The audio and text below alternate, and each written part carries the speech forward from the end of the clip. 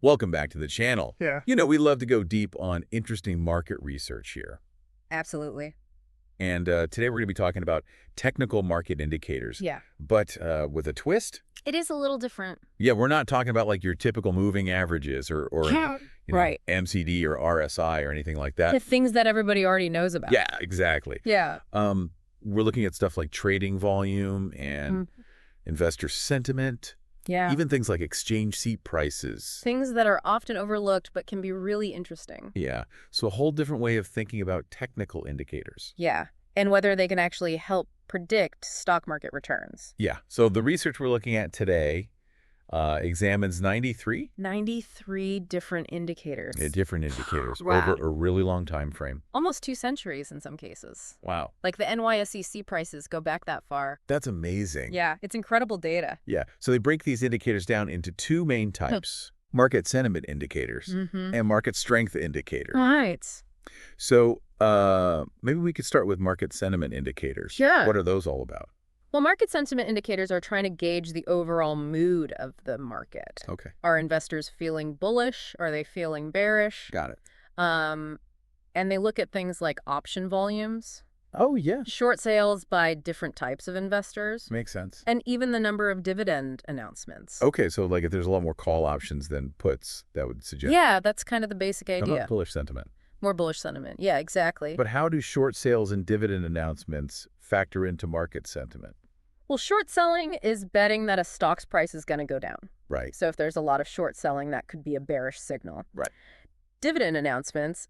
Companies tend to increase their dividends when they're confident about their future prospects. So Makes sense. more dividend announcements could signal more bullish sentiment. Okay. So those are just a couple of examples. Yeah. Are there any specific examples of market sentiment indicators that this research looks at? Yeah, they looked at a number of them. Okay. There's the AAI Sentiment Index and the Investors Intelligence Index, Okay. which are both based on surveys Okay. of individual investors and investment newsletter writers. So just asking people how they feel. Yeah, exactly. About the market. Exactly. Okay, interesting. And they found some pretty interesting things, actually. Oh, really? Like what? Well, for one, some of the indicators that are often cited as tracking smart money Okay. or institutional investors didn't really predict market movements as well as you might expect. It's interesting. Like, for instance, increases in short selling by NYSE members. Oh, wow. Who are generally considered pretty sophisticated investors Right. actually coincided with market rises. So the opposite of what you would think. Yeah, exactly. So it kind of makes you question whether following the so-called smart money really leads to better outcomes. Yeah. So maybe not as simple as just Yeah, it's not that way. following what the big institutions are doing. It's not always about just following the herd. Interesting. Yeah. So, okay, so we've talked about market sentiment indicators. Let's move on to the second type, Okay. market strength indicators. All right. What are those all about? Market strength indicators focus more on the robustness of market movements. Okay. Like, How strong is the trend? yeah, is it likely to continue or is it just a blip? Got it. So they're looking at things like trading volume, Okay. the ratio of advancing versus declining stocks, This makes sense. and the number of stocks hitting new highs or lows. Yeah, so it's not just about whether the market's going up or down. It's also about... Right, it's about the conviction behind the move, Yeah. the strength of the trend. Okay, cool. Yeah. So the research actually gets into some really interesting stuff there. Oh yeah, like what like how looking at raw numbers versus transformed data can impact the signal. Okay. So for example, the number of stocks hitting new highs, Mm-hmm. just looking at that raw number versus looking at some kind of ratio or trend line can actually change Oh, wow. the information that you're getting. That's really interesting. Yeah, it's really fascinating stuff. So even within those categories of indicators, there's like a lot of nuance. Oh yeah, absolutely. Okay, so the big question is, do these indicators actually work? Right, can they predict market returns? Yeah. Well, that's what the researchers set out to find out. Okay. And they applied all sorts of rigorous statistical tests Yeah. to this massive data set. Yeah. And what they found is pretty interesting. Okay, I'm on the edge of my seat. Tell me. Well, initially, some of the indicators did show statistically significant relationships Okay. with future market returns. Right. But then they did something called subsample analysis. Okay. And that's where things got a little more complicated. So what is subsample analysis? Subsample analysis basically means splitting the data into different periods Okay, to see if those relationships hold up across different market environments. got it. And what they found was that a lot of the indicators that looked promising in the full sample Mm-hmm. lost their predictive power when you looked at them in different time periods. Oh, so it's kind of like the initial results were maybe a little misleading. Yeah, potentially. Yeah. It just goes to show you have to be careful about, Right. not just looking at the big picture, but also looking at how these things perform under different conditions. Like it's not a perfect predictor all the time. Right, exactly. It's not a crystal ball. Yeah. And a lot of these indicators also contradicted some of the conventional wisdom All right. in technical analysis, Like what? like we saw with the short selling example. Yeah. And they also found that sometimes using the raw data for the indicators Uh-huh. actually gave you a better signal Mm. than using some kind of transformed version of that data. So sometimes simpler is better. Sometimes. Yeah. That's really interesting. It is fascinating stuff. So even though some of these indicators might show a relationship over a really long period, Yeah. that relationship might not be consistent. Right. It's not always going to hold up. Yeah. You can't just blindly rely on it. Okay, so this is all really thought-provoking. Yeah. But if these indicators aren't like perfectly reliable for predicting returns, what's their value? That's a great question. What other insights can we get from them? Yeah, and that's something that we'll explore as we continue this discussion. Okay, awesome. Looking forward to it. All right, so they're not crystal balls, Right. but they can still give you valuable insights. Okay, so instead of using them to try to time the market, Yeah, we should think of them more as like tools for understanding right. the bigger picture. The overall health of the market, the Yeah. sentiment, Yeah. and that can be really valuable context Makes sense. when you're making investment decisions. Okay, so the researchers didn't just stop at looking at the indicators in isolation. Right, They also wanted to see whether they worked differently during different market conditions. exactly. So they looked at whether these indicators were more or less reliable during different phases of the business cycle, like expansions versus contractions. Makes sense? And they also looked at their performance during periods of high or low sentiment. Right. So they used the Baker and Wergler Sentiment Index Okay. to define those regimes. So essentially testing whether these indicators had more predictive power Yeah, under specific economic or sentiment conditions. exactly. What do they find? Well, the results were pretty consistent with what we talked about earlier. Okay. Even when they factored in the business cycle and sentiment regimes, they found very little evidence of consistent predictability. So no matter how they sliced and diced the data, Right. these indicators didn't really seem to offer a reliable edge for timing the market. Not really. Does this mean that technical analysis is just flawed?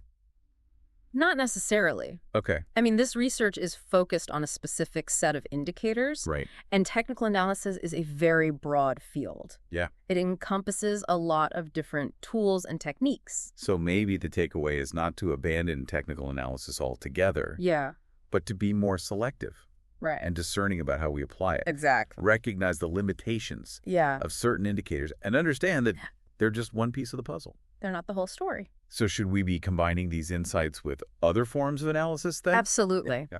Investors should always be looking at multiple sources of information, Yeah. integrating these indicators with things like fundamental analysis, Mm. macroeconomic research, and of course their own risk tolerance and investment goals. So it's all about taking a holistic approach Right. and not relying too heavily on any one indicator or method. Exactly. Critical thinking is key. Okay, so we've established that these indicators might not be magic bullets for predicting market movements, but they can still offer valuable context Right. and insights. They can help us understand the forces at play, the dynamics of the market. This has been a really interesting discussion so far. It has. Kind of challenging some of the conventional thinking Yeah, about technical analysis and encouraging us to think critically absolutely. about the tools and the data that we're using. Yeah, and to be skeptical, Yeah. which is always a good thing. In investing. Yeah. So now I'm curious to hear some specific examples Okay.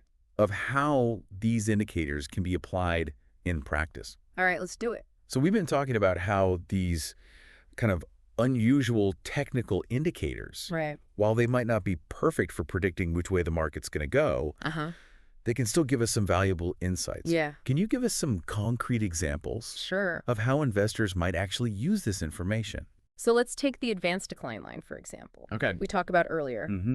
Traditionally, it's been viewed as a momentum indicator. Right. But as we saw, sometimes the raw data, Okay. in this case, the actual number of advancing and declining stocks, Yeah. might be more informative than the transformed data. So instead of just looking at whether the line is trending up or down, Right. we should be paying attention to the number of stocks that are participating in those moves. Exactly. Got it. So if you see the market rallying, but the number of advancing stocks is relatively low, Okay. that could be a sign that the rally is narrow Interesting. and maybe not sustainable. Okay, so it's giving you an extra layer of analysis Right. to assess the strength of the trend. Exactly. Cool. Yeah. What about those short-selling indicators? Okay. How can investors actually use those insights? Well, even though they didn't perfectly predict market direction, Yeah. they can still give you some clues about investor sentiment. So, for example, if you see a sudden spike in short selling by hedge funds, it might be worth taking a closer look Okay. to try to understand what's driving that behavior. So not necessarily following their lead, Right. but using it as a signal As a potential red flag. to investigate further. Exactly. Makes sense. Yeah, This all sounds really interesting, but it also sounds like a lot of work it can be. to track and analyze all these different indicators. It definitely takes some effort. Do you have any advice for investors who might be feeling a little overwhelmed? Well, you don't have to become an expert in all 93 indicators. Okay. Start by picking a few Okay. that you find interesting or that are relevant to your investment strategy. Got it. And then really focus on understanding what those indicators are telling you about the market. So find the ones that resonate with you Right. and incorporate them into your process. Exactly. This has been a really fascinating discussion. I feel like we've challenged some conventional thinking Yeah, for sure. about technical analysis Uh-huh. and really encouraged our listeners to think more critically To dig deeper. about the tools and the data that we're using. Absolutely. So to our listeners out there, we hope this has sparked your curiosity I hope so. about the world of technical market indicators Yeah. and encouraged you to approach market analysis with a healthy dose of skepticism Always a good thing. and critical thinking. Absolutely. There's always more to learn That's the beauty of it. and explore Right. in the markets. Please like and subscribe if you enjoyed this content.